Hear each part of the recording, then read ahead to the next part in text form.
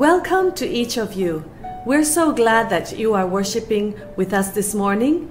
And if you're like us, even though we're in our own homes, you know, the convenience of online services is that you don't have to go anywhere. However, we end up rushing so that we can turn the TV on time or our phones on time.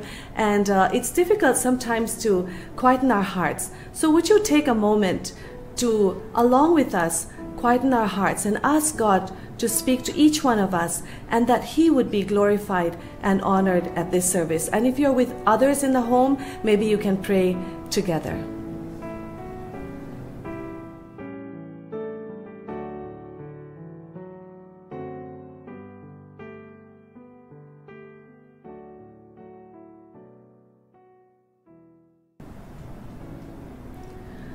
Lord God, we come this morning worshiping you, O God. We thank you for opportunities that you give us to come together as your people to worship you.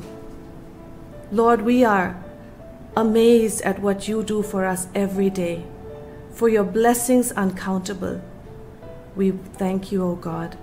And this morning, O God, as we quieten our hearts, we pray, Heavenly Father, that you would speak to each one of us afresh this morning. In Jesus' name we pray. Amen. Our first song is a well-known hymn by Isaac Watts. And the interesting thing, and what amazed me so much, is that Fanny Crosby, who herself composed so many wonderful hymns that we sing till today, committed her life to the Lord when she sang this last line, "Here, Lord, I give myself away, 'tis all that I can do." Alas, and did my Savior bleed, and did my sovereign die? Would he devote that sacred head for sinners such as I? At the cross, where I first saw the light, and the burden of my heart rolled away. It was there by faith I received my sight, and now I am happy all the day. Was it for crimes that I have done? He groaned upon the tree. Amazing pity, grace unknown, and love beyond degree. At the cross, where I first saw the light, and the burden of my heart rolled away. It was there by faith I received my sight, and now I am happy all the day. Well might the sun in darkness hide, and shut its glories in, when God the mighty Maker died for his own creature's sin. At the cross, where I first saw the light, and the burden of my heart rolled away. It was there by faith I received my sight, and now I am happy all the day. But drops of tears can ne'er repay the debt of love I owe. Here, Lord, I give myself away, 'tis all that I can do. At the cross, where I first saw the light, and the burden of my heart rolled away. It was there by faith I received my sight, and now I am happy all the day. The next song is a Bengali song which we've sung many times before, but the truth of the song is so wonderful and a favorite verse of many, many. John 3:16. Karon ishor jagat emon o prem korilen. Karon ishor jagat emon o prem korilen. Je aponaro echa tu putro ke daan korilen. Je aponaro echa tu putro ke daan korilen. Jeno jeke hodate date bishosh kore. Jeno jeke hodate date bishosh kore. Shebinosh tanahoy kintu ananto ananto jibon pai. Shebinosh tanahoy kintu ananto ananto jibon pai. Karon ishor jagat emon o prem korilen. Karon ishor jagat emon o prem korilen. Je aponaro echa tu putro ke daan korilen. Je aponaro echa tu putro ke daan korilen. Jeno jeke hodate date bishosh kore. Jeno jeke hodate date bishosh kore. Shebinosh tanahoy kintu ananto ananto jibon pai. Shebinosh tanahoy kintu ananto ananto jibon pai.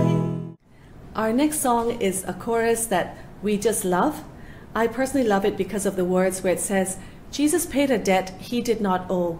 I owed a debt I couldn't pay. I needed someone to wash my sins away. And that is what Jesus did for me. He paid a debt he did not owe. I owed a debt I could not pay. I needed someone to wash my sins away. And now I sing a brand new song, Amazing Grace, all day long. Christ Jesus paid a debt that I could never pay. He paid a debt at Calvary. He cleansed my soul and set me free. I'm glad that Jesus did all my sins erase. I now can sing a brand new song, Amazing Grace, all day long. Christ Jesus paid a debt that I could never pay.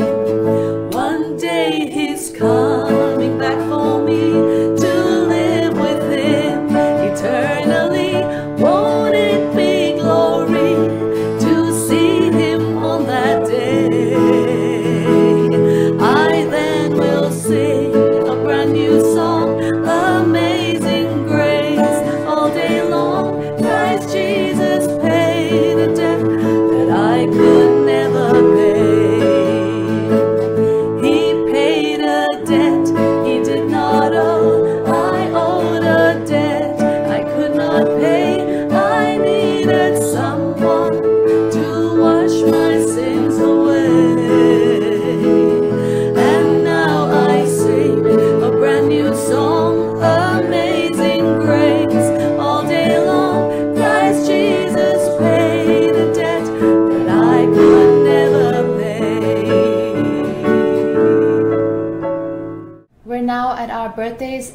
anniversaries announcement time.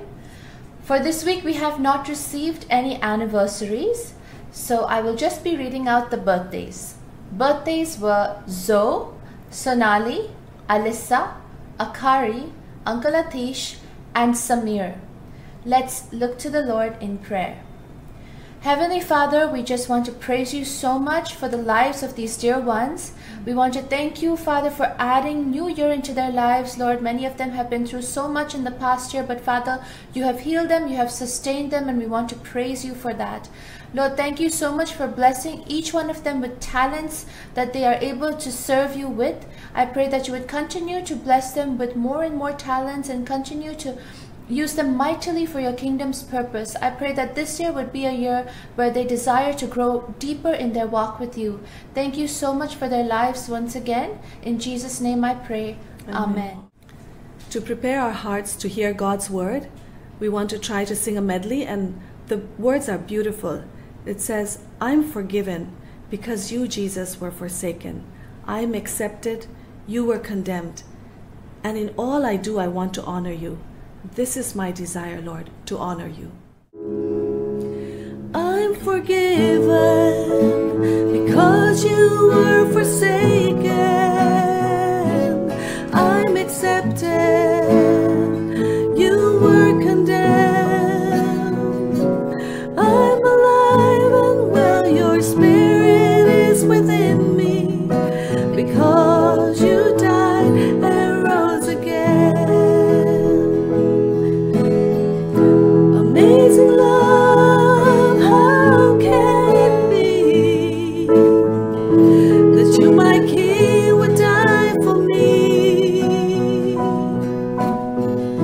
Amazing love, I know it's true.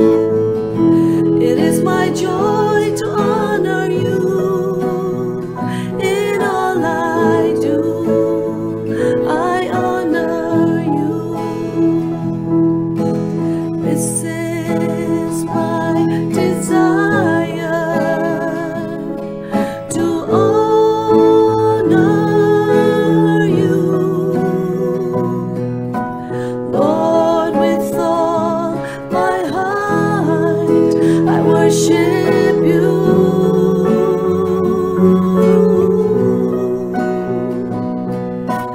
All I have within me, I give you praise. All that I adore is in you.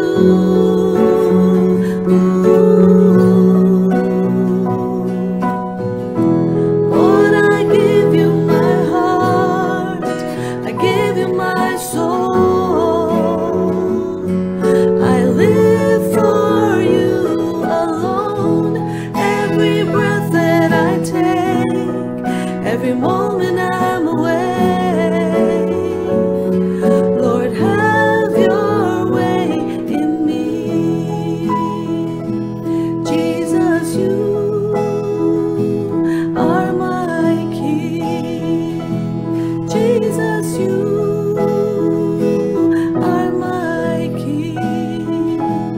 Jesus, you are my King.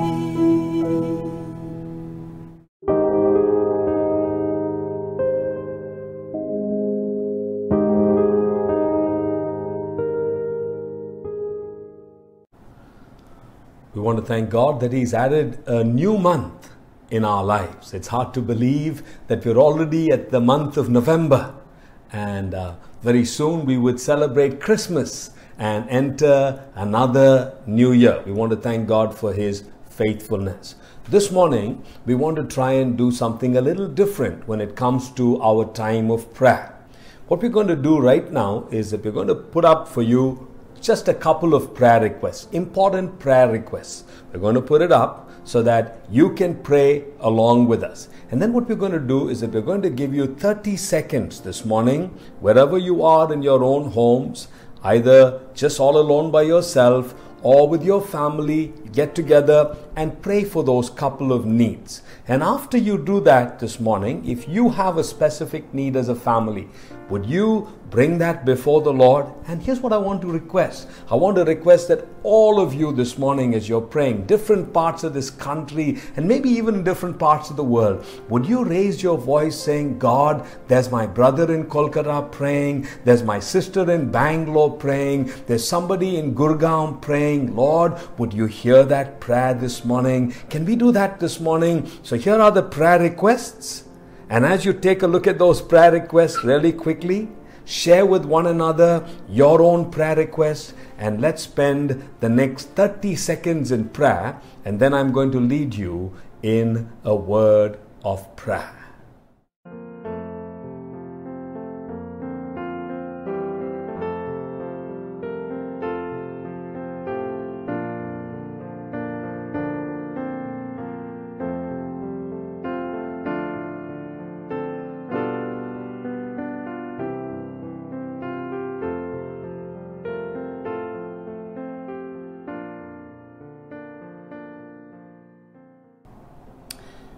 God our Father, we want to thank you this morning that though we are separated by distance, yet we stand together in your glorious presence. The one who said, ask and it shall be given to you. The one who said, up to now you have not asked, but ask in my name and the Father will give. And so God, this morning, along with your people who are part of this service in different parts of this country, different parts of the world, Lord, we come before your throne and we thank you that you have heard our prayer and you have answered our prayer. We thank you that you are King of Kings and Lord of Lords. We thank you that you are worthy of praise, of glory, and of adoration. We thank you, God, for the past 10 months of your faithfulness. We thank you that you've brought us into this 11th month by your grace and your goodness. Blessed be your holy name. And God, this morning, as we begin this new month, we ask of you, we ask for a closer walk with you, dear Lord. We ask also that in this month we would, Lord, grow in grace and in the knowledge of Jesus Christ. And we ask this morning, Heavenly Father, that as we quieten our hearts to listen to your voice, that you would speak to us in accents loud and clear. And the message of this morning will be something that we need to hear today. The praise, the honor, the glory, the worship belong to you. For we ask with a grateful heart. In Jesus' name, Amen. Isn't it amazing? We're almost at the end of our study of the book of Ezra. You'll remember the theme of our meditation. It's returning and rebuilding. The book of Ezra is about Ezra, Zerubbabel, their return from Babylon, and the account of those returns. What is the outline to the book of Ezra? Chapter 1 and 2 are the return under Zerubbabel. Chapter 3 is the rebuilding of the foundation of the temple. Chapter 4, 5 and 6 is the resistance to the rebuilding of the temple. Chapter 7 and 8 is the second return. This is the return under Ezra, and we called it the relying chapters. Chapter 9 is the rebellion chapter, and chapter 10 is the repentance and restoration chapter. This morning we want to look at Ezra chapter 9. Now I'm suspecting that many of you have already read Ezra chapter 9 in preparation for this particular meditation this morning.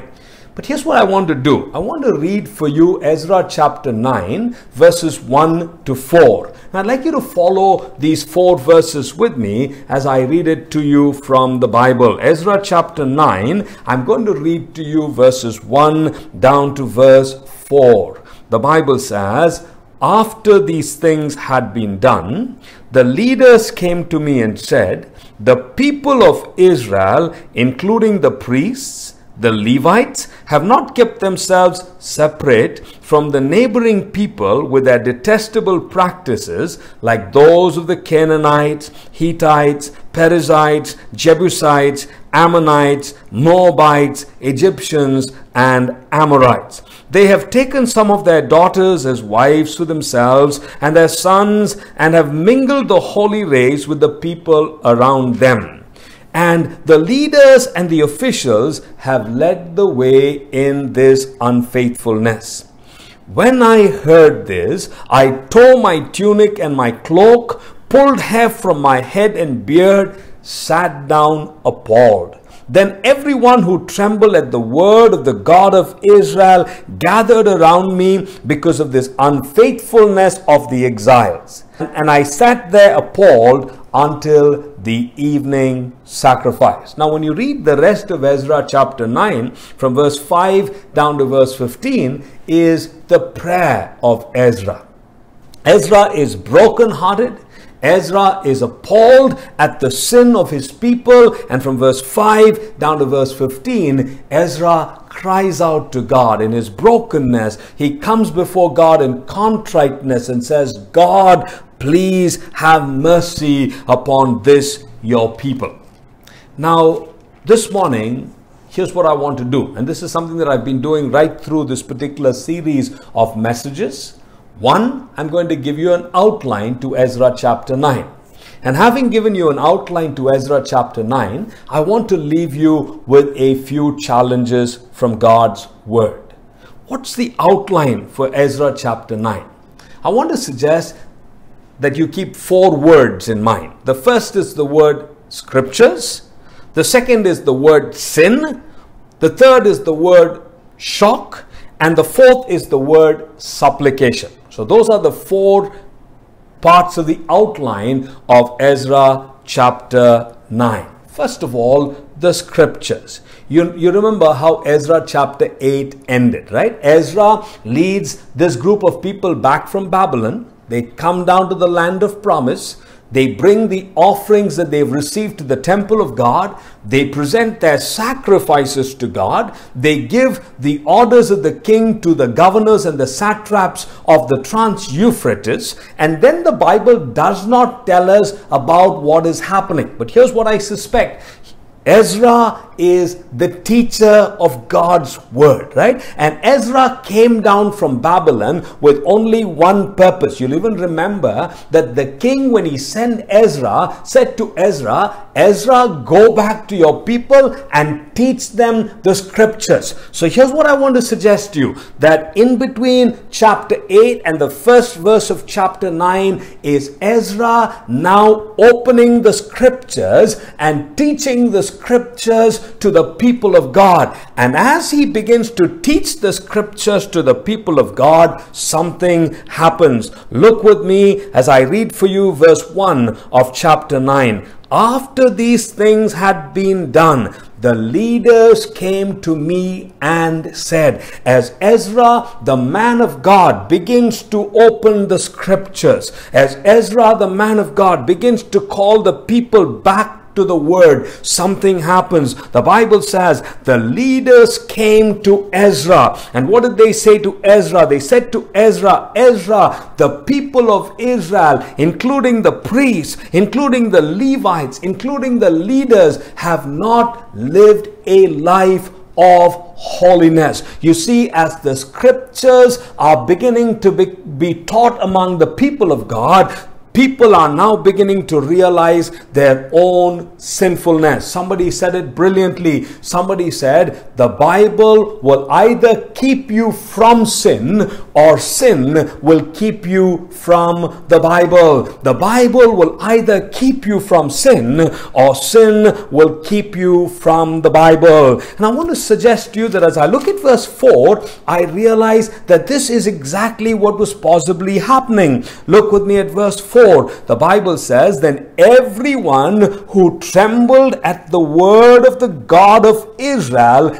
gathered around me. you note as you're looking at those first 4 verses that something very important is happening. Ezra, the man of God, is opening the scriptures to the people of God, and as he opens the scriptures to the people of God, the scriptures are like a mirror. People are able to see themselves. People are able to see their rebellion. People are able to see their sinfulness. And so the leaders come to Ezra and they say to Ezra, Ezra, we have a problem. The household of Israel had come back from the land of bondage. They'd started to live in the land of promise, but gradually what had happened, they'd started to move away from the things of God. Gradually what had happened, they'd started to live a compromised and casual life. And now as Ezra brings to them the scriptures, as the word of God is taught among them, the word of God reveals to them the sinfulness of their lives, and they come back to Ezra and they say, Ezra, there is a problem in our midst. I want to suggest to you this morning that when the word of God is taught in truth and in integrity, the word of God exposes the sinfulness of the hearts of men and women.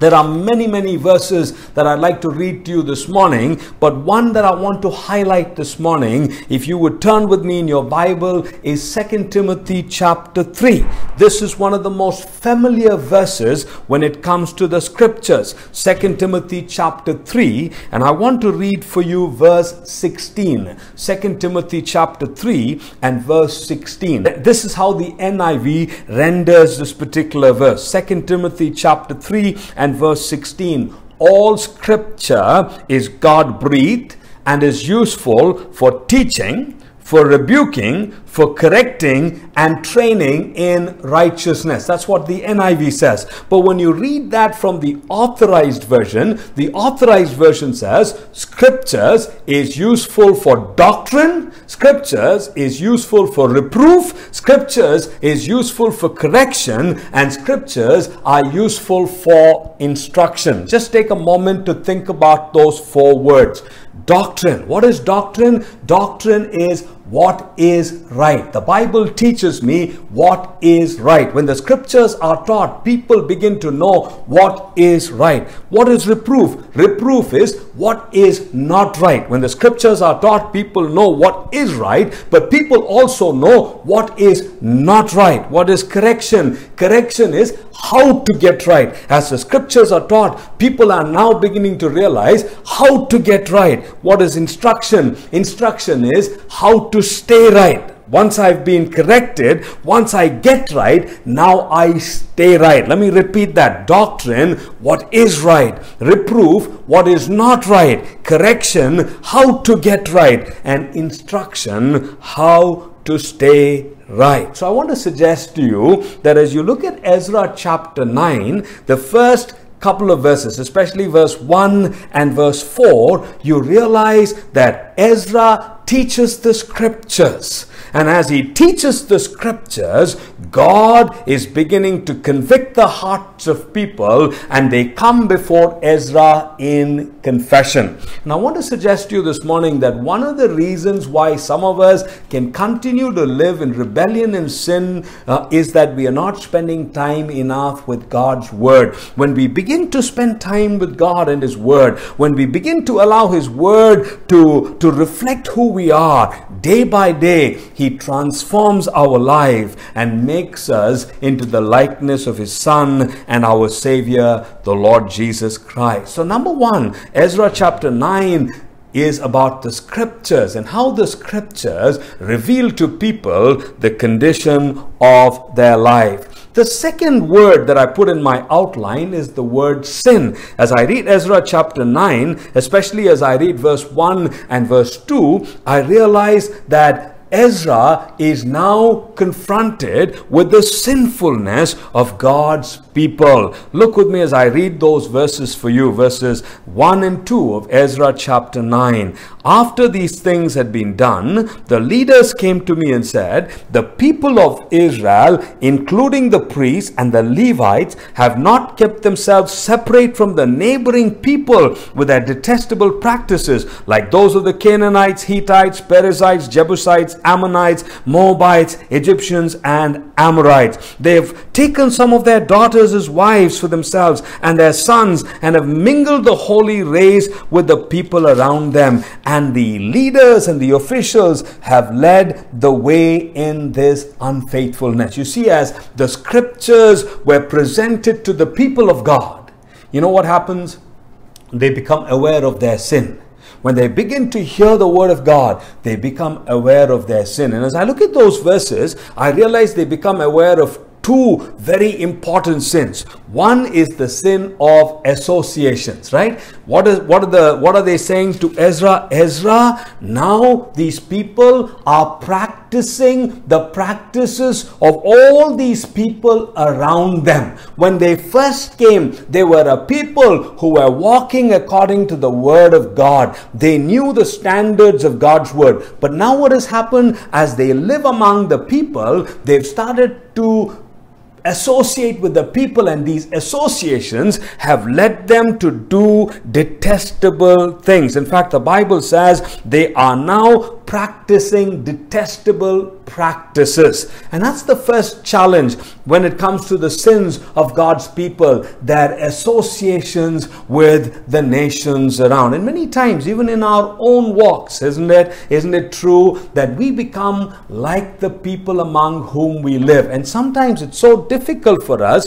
to be able to walk in truth, to be able to walk in righteousness, and to be able to bring His name honor and praise. So number one, this is the sin of their associations with the nations around. Secondly, this is a sin of alliances, bad alliances. The Bible says they have taken their daughters as wives to themselves, and their sons have mingled the holy race with the people around them. The alliances of God's people have brought grief to the Father heart of God. As you look at these sins of God's people, and as we think of our own lives, you know, there are some of us who, if we are honest before God today, we would be able to say, God, this is so true of my own life.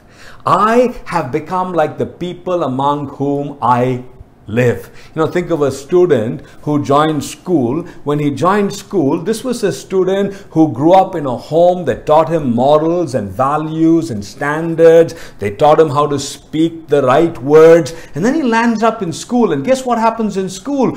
What happens to her in school or to him in school? The people around them are using language, words that, you know, but would never be used in their homes. And what happens over a period of time, rather than you influencing them, you become influenced by them, and you now are associating with them and speaking the same language as the people around you.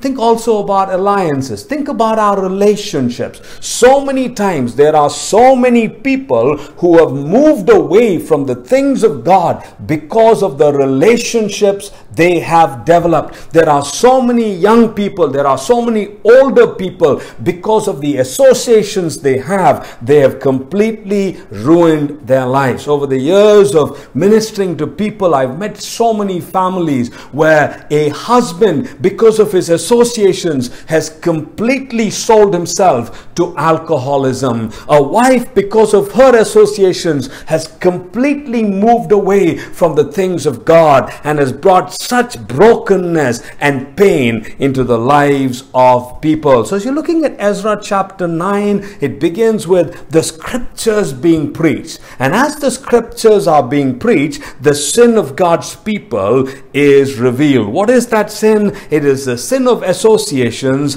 and the sin of alliances. Now then comes the section of the absolute shock. Again and again in this particular section, the Bible says poor Ezra was completely appalled. Ezra was completely broken. Look with me as I read for you verses 3 and 4 of the book of Ezra chapter 9. When I heard this, I tore my tunic and my cloak. I pulled the hair of my head and my beard, and I sat down appalled. Then everyone who trembled at the word of God of Israel gathered around me because of the unfaithfulness of the exiles, and I sat there appalled until the evening sacrifice. You see when Ezra becomes aware of the sin of God's people. So here is Ezra, he's teaching the scriptures, and as he's teaching the scriptures, he is now aware of the sin of God's people, and Ezra is in a state of shock. In fact, these verses are extremely painful verses, because it says he pulled his hair out of his head, he pulled his hair out of his beard,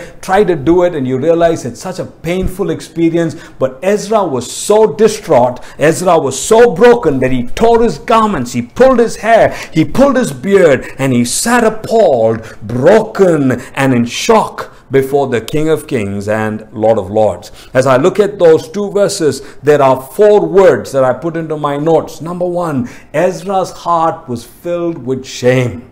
Ezra's heart was filled with shame. He was feeling ashamed by the way in which his people had rebelled against God, by the kind of standards in which his people were living. His heart was filled with shame. The second word I put down in my notes is that Ezra was completely shattered. The Bible says Ezra was appalled. Ezra was completely broken. Ezra was completely shattered, and his heart was grieving in the presence of God. Ezra's heart was filled with shame. Ezra was shattered. But the third word that I want to keep in mind is that Ezra comes before God in submission. When it talks about torn garments, talks about him pulling his hair and his beard, these are all pictures of one coming before God in repentance, in sackcloth, in brokenness, crying out before God, saying, God, you are the only one to whom I can turn in this particular point of history.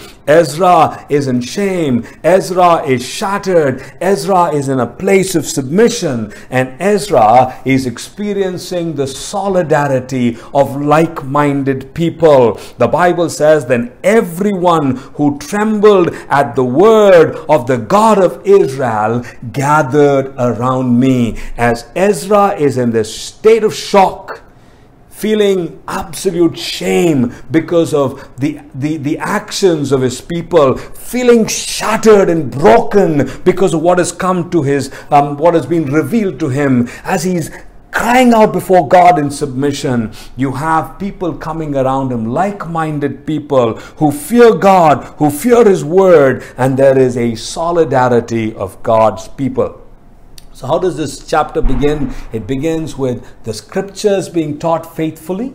When the scriptures are being taught faithfully, the sins of the people get exposed. When the sins of the people get exposed, you have Ezra in a state of shock, brokenness, just crying out before God. And then from verses 5 down to the end of this particular passage, you have the supplication of Ezra. You have the supplication or the prayer of Ezra, as Ezra cries out to God, as Ezra puts out his hand before God and says, God, would you hear my cry? Look with me at verse 5. Then at the evening sacrifice, I rose from my self-abasement with my tunic and my cloak torn, and I fell on my knees, and my hands spread out to the Lord my God, and I prayed. You see, as you look at verse 5, after that moment of self-abasement, the whole day, here was Ezra completely shattered, in shock and broken. At the end of that day, he kneels down and he raises his hands up to God,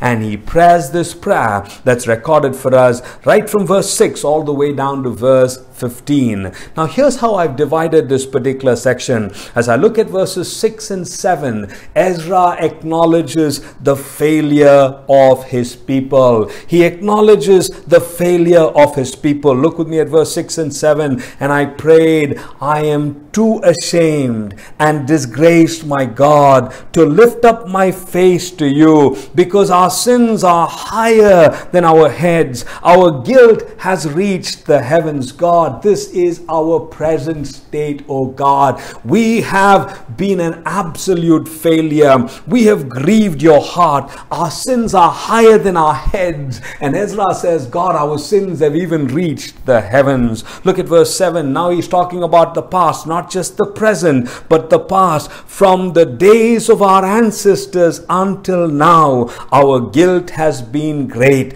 Because of our sins, we and our kings and our priests have been subjected to the sword and captivity, to pillage and humiliation at the hands of foreign kings, as it is today. So here is Ezra as he kneels down before God. The first thing he says is, God, this people have grievously failed you, not just in the present, but in the past. And we are a people that have not learned anything, God. We're going through so much of your discipline because of our disobedience. But Lord, we are a failure. Our sins have reached above our heads. Our sins have reached to the heavens, oh God. God, we are a failure. As you read verses 8 and 9, you now have Ezra talking about, God, we are a failure, but we want to thank you that, Lord, in the midst of all of this, we've experienced your favor, oh God. God, we've done such grievous and terrible things, but you've continued to be a God of grace and of mercy. Look with me as I read for you verses 8 and 9. But now for a brief moment,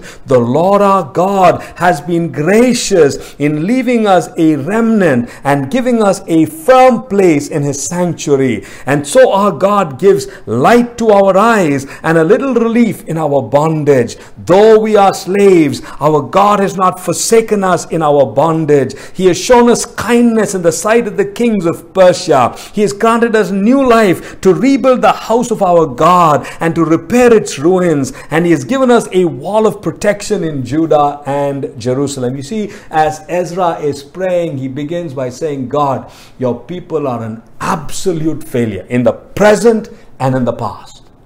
And then as he's praying, he's thinking about the favor of God. He's saying, God, we don't deserve this, but you've been gracious to us, God. Even in this terrible state, you've been merciful. Lord, you've kept a remnant. You've brought us back to the land of promise. We've reconstructed the temple. Lord, you've done amazing things for us, God. God, I want to thank you for your favor upon these people. So he begins by saying, God, we are an absolute failure, but in the midst of it, God, we've experienced your favor. And then he says in verses 10 down to verse 12, God, it's sad that these people who've experienced your favor, who've known your truth, who've gone through all of this in the past, they've experienced your discipline in the past. God, you know what they've done? They have forsaken you again. They have forsaken you again. Verses 10 to 12, God, they have forsaken you again. But now, our God, what can we say after this? For we have forsaken the commands you gave through your servants, the prophet, when you said, the land you are entering to possess is a land polluted by the corruption of its people, by their detestable practices. They have filled it with their impurity from one end to the other. Therefore, do not give your daughters in marriage to their sons, or take their daughters for your sons. Do not seek a treaty of friendship with them at any time, that you may be strong and eat the good things of the land, and leave it to your children as an everlasting inheritance. O God, we have forsaken you. God, you said all of these things to us in your word. You had already spoken to us through the prophets, and you told us, God, that the land we are going to is a land where we need to be really careful that we don't become a people who just completely associate with the people around, that we don't make the wrong kind of alliances, that we walk in accordance to your word. And as we walk in accordance to your word, oh God, you promised to bless us and to bless the generations after us. But you know what we've done, God? What can I say after all this? We have forsaken you, oh God. And one of the sad realities of this particular section is the last part of that verse. It says, God had said, when you you do this, you leave it to your children as an everlasting inheritance. When you walk according to my way, you leave for your children an everlasting inheritance. But when you walk in rebellion, you bring God's discipline upon yourself. And guess what you do? You do disservice to the generations after you. And here is Ezra, as he's crying out to God. He says, God, your people are a failure in the present. Your people are a failure in the past. God, in the midst of all of this, for a season, we experienced your favor, oh God. Lord, you were merciful to us. You brought a remnant back. You helped us to reconstruct the temple. But guess what we've done, God? At the end of that favor, we've forsaken you. We've forgotten everything that you've taught us to do. And we've done exactly the opposite of what you told us not to do. And then from verses 13 down to verse 15, Ezra talks about the faithfulness of God. You know, in his prayer, Ezra now talks about the faithfulness of God. He says, what has happened to us is a result of our evil deeds and our great guilt. And yet, God, you have punished us less than our sins deserved and have given us a remnant like this. God, you are God of grace. God, we deserved a far greater punishment, God, but you are God of grace. You are God who is merciful. You are God who has not punished us in accordance with our sins. Look at verse 14. Shall we then break your commands again and intermarry with the people who commit such detestable practices? Would you not be angry enough with us to destroy us, leaving us with no remnant or survivors? God, if we are going to continue like this, are you not that just God who's going to deal with us in justice? So here is Ezra in his prayer. He's number one saying, God, you are God of grace. Number two, he's saying, you are God of justice. If we continue to live like this, you are going to deal with us. And then he says, Lord, the God of Israel, you are righteous. You are righteous. We are left this day as a remnant. God, you are faithful. You are righteous. You are God of grace. You are God who is just. And you are God who is righteous. So here is Ezra's supplication. He begins by saying, God, your people are a failure in the present. Your people have been a failure in the past. He says, God, in the midst of all of that, we've experienced your favor for a season, God. You've been merciful to us. But what have we done? We've gone ahead and forsaken you again. We walked away from you, oh God. God, in the midst of all of that, I see you as a God who is faithful. Lord, you've not treated us as our sins deserve. And yet, God, you remind us that you are just God, that if we continue in this rebellion, you will deal with us in honesty and in truth. And God, you are a righteous God. But what I want to say to you this morning is the last part of verse 15 is in some ways one of the saddest parts of this whole chapter.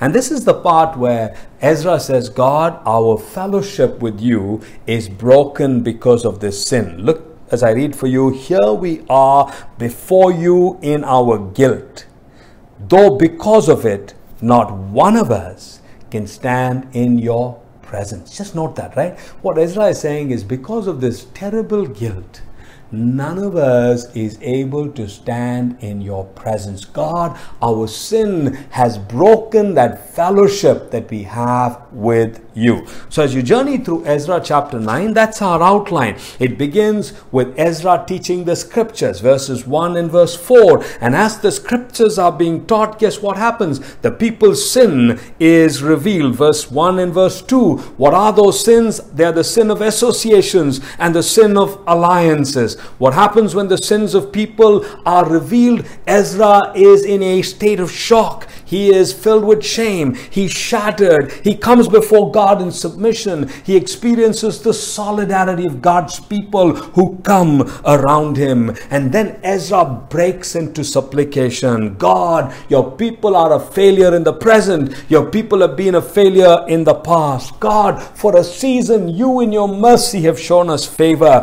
What have we done, Lord? We have forsaken you at the end of that particular experience. But God, you are still faithful merciful. You have treated us with grace. You are God of justice. You are God of righteousness. But Lord, it's so sad because of the way we lived our life. Lord, our fellowship with you has been broken.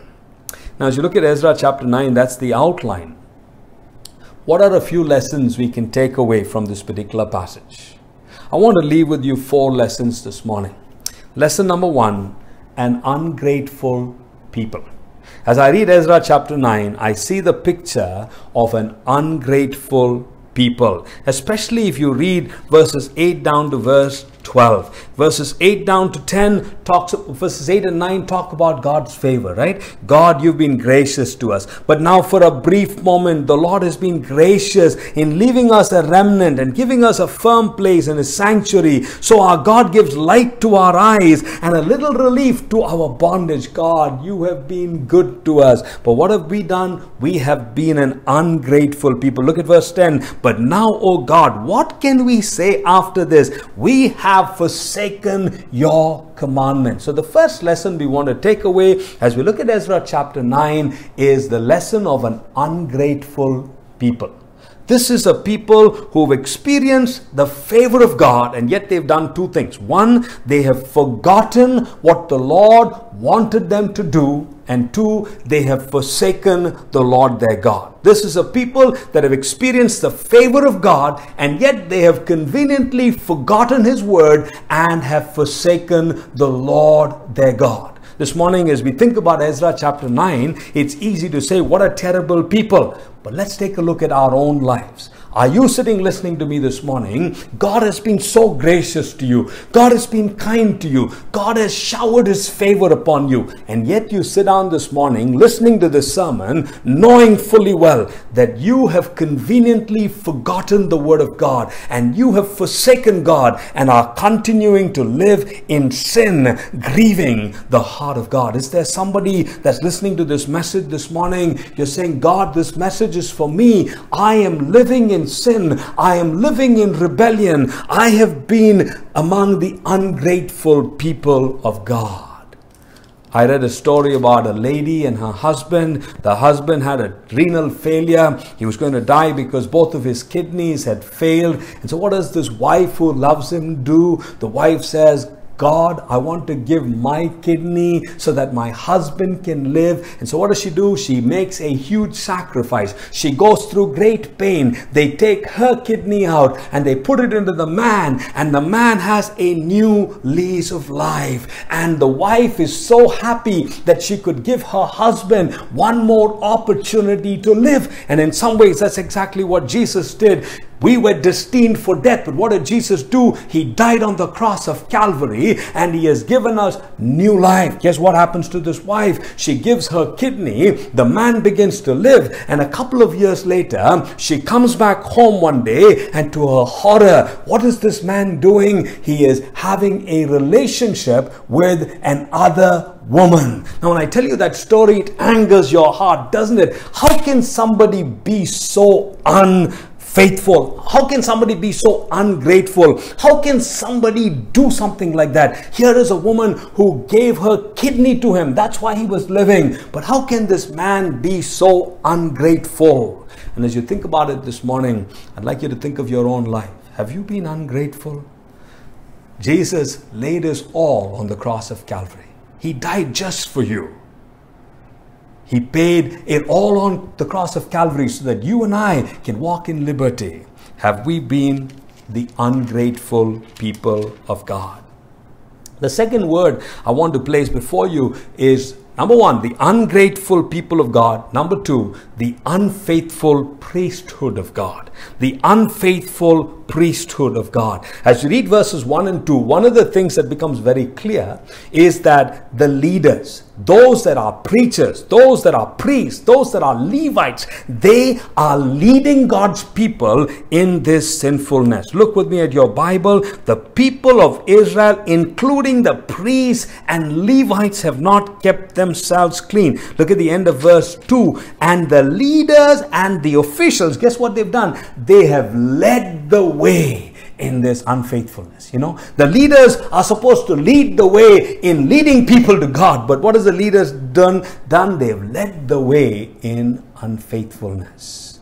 So you have a ungrateful people and you have an unfaithful priesthood. And this morning, I want to speak to you, especially for those of us who are pastors, teachers, church leaders, ministry leaders. This morning is God speaking to one of us and saying, you are an unfaithful priesthood. You are a people who are a people of misconduct. Your misconduct has greatly grieved me. Not only are you a people who are known for your misconduct, you are a people who are misguiding my children into all kinds of sin and debauchery. A people of misconduct and a people who are misguiding people to a place of rebellion with God. You know, in our own time, we've seen some really great servants of God completely falling and completely in so many ways bringing God's way to disrepute. And every time that's happened, two things have stood up, right? One is the duplicity of men.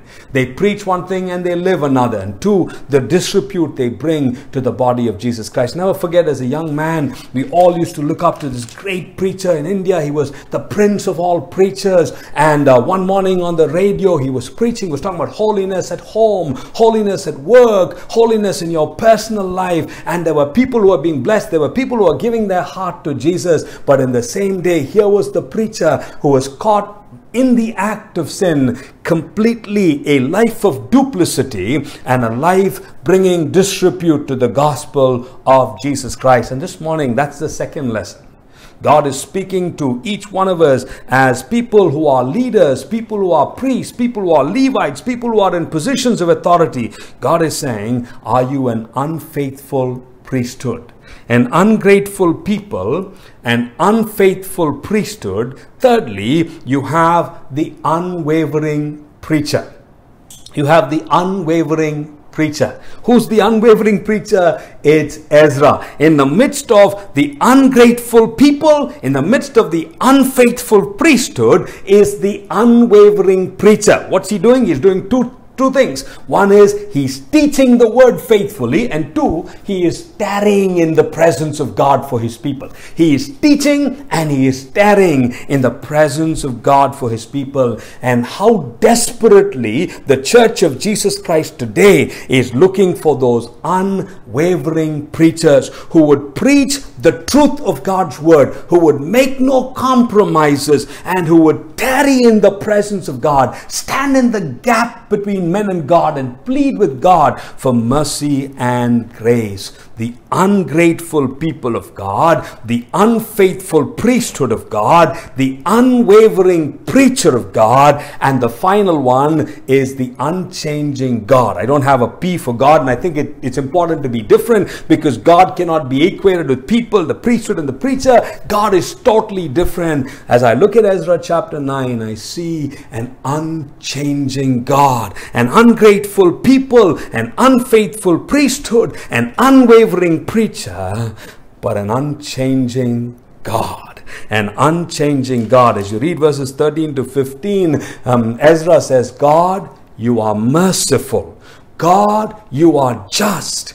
God, you are righteous. God, you are unchanging God. I read a story many years ago about a school of musicians, and in that school of musicians, all different musicians were staying together and they're all studying music. There was an old retired teacher. They'd given him a small room to stay, and there was a person called Lloyd C. Douglas. He was a student of music, and every day he would go down to encourage the old man. The old man was really old. He was getting close to the end of his life, and every time he would come, this was their routine. The old man would smile at Lloyd C. Douglas, and then he would pick up this tuning fork, and he would strike the tuning fork. And once he strikes the tuning fork, he would say, "Hey Lloyd, that's the middle C. That's the middle C." And then he would say, "That's the middle C today. That's the Middle Sea yesterday. That's the Middle Sea tomorrow. And that's the Middle Sea forever. And then he would say, hey, you know what? The person who's singing up there, he may be flat. The person who's playing the piano may be out of tune. The person who's playing the trombone may be out of tune. But the Middle Sea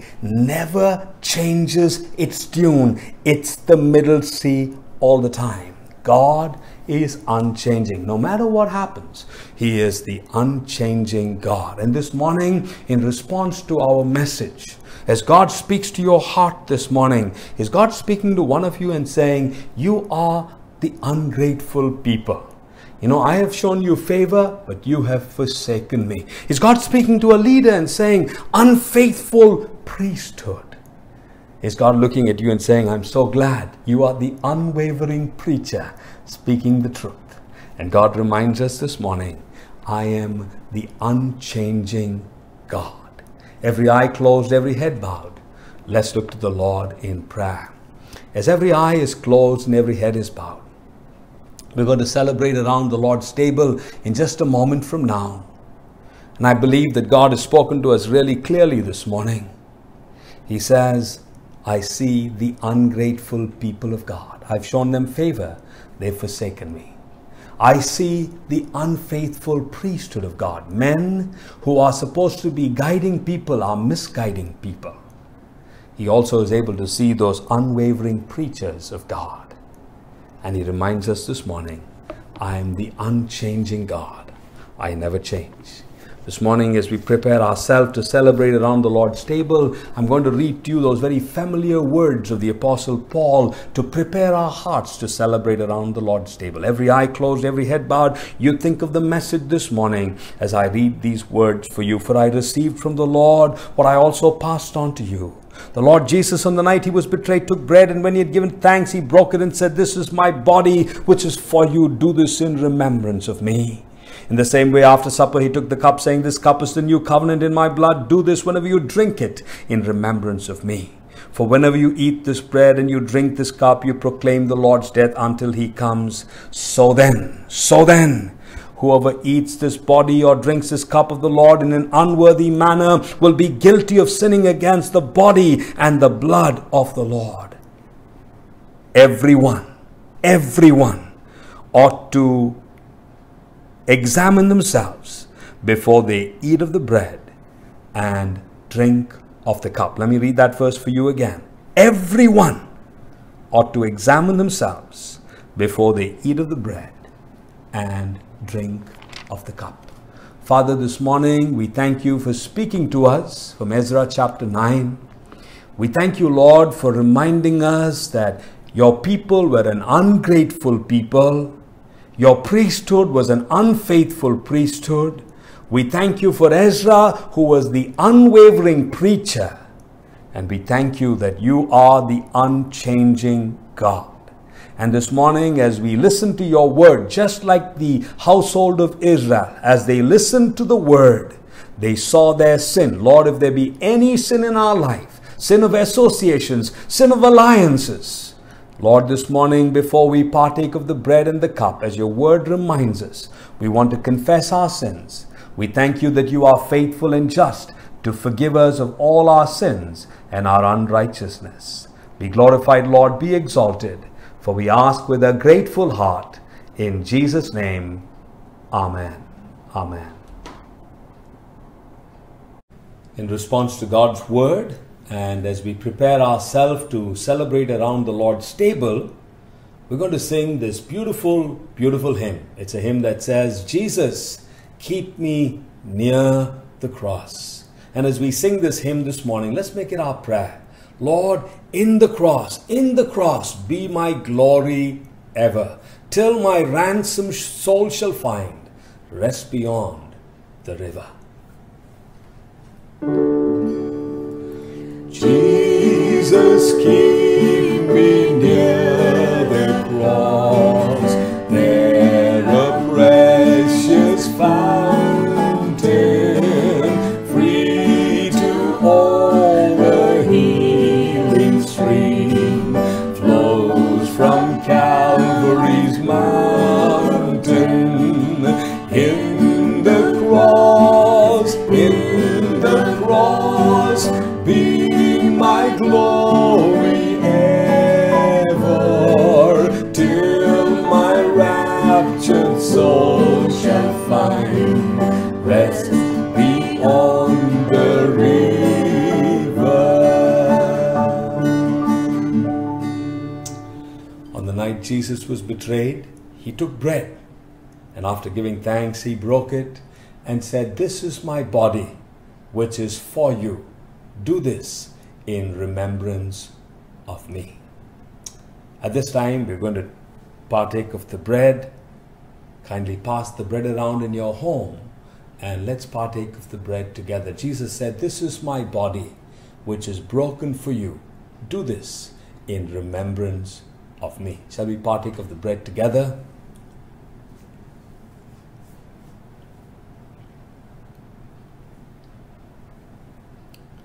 As we prepare ourselves to partake of the cup, let's sing the next stanza of that song. Near the cross, a trembling soul, love and mercy found me. Near the cross, a trembling soul, love and mercy found me. There the bright and morning star shed his beams around me. In the cross, be my glory ever, till my raptured soul shall find rest beyond the river. In the same manner, after supper, he took the cup, saying, "This cup is a new covenant in my blood. Do this whenever you drink it in remembrance of me." So we're going to partake of the cup at this time. Make sure you have the cup in your hand. Jesus said, "This is my blood that is shed for you. Do this in remembrance of me."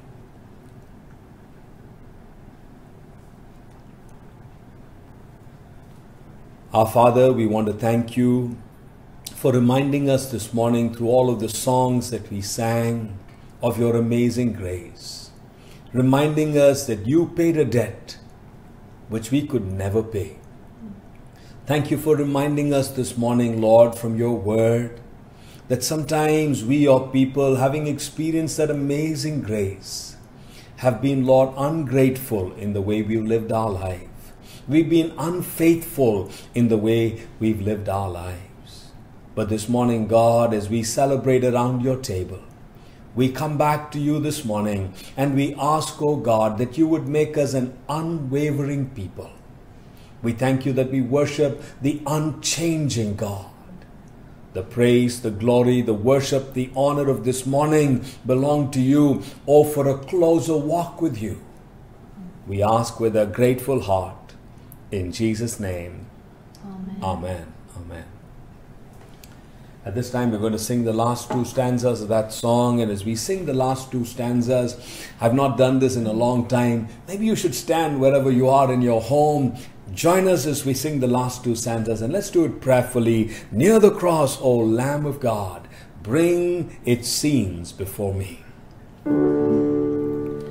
Near the cross, O Lamb of God, bring its scenes before me. Help me walk from day to day with its shadow o'er me.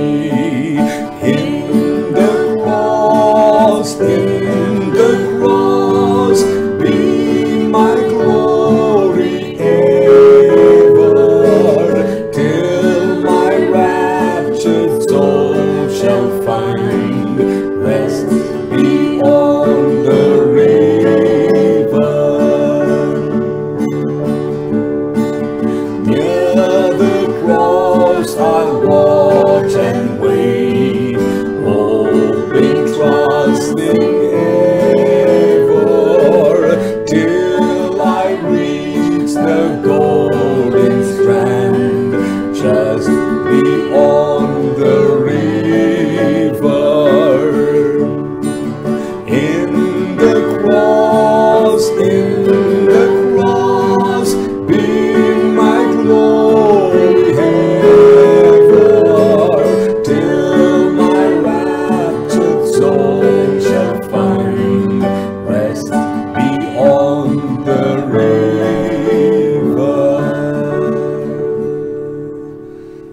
started this morning, that's the prayer of our heart. We want to be near the cross. We want to walk that closer walk with you. And we ask that our lives, our families, our churches will bring you honor and bring you praise. And now we pray that the blessing of God Almighty, the Father, the Son, the Holy Spirit, rest and abide with each one of us, both now and forevermore. Amen.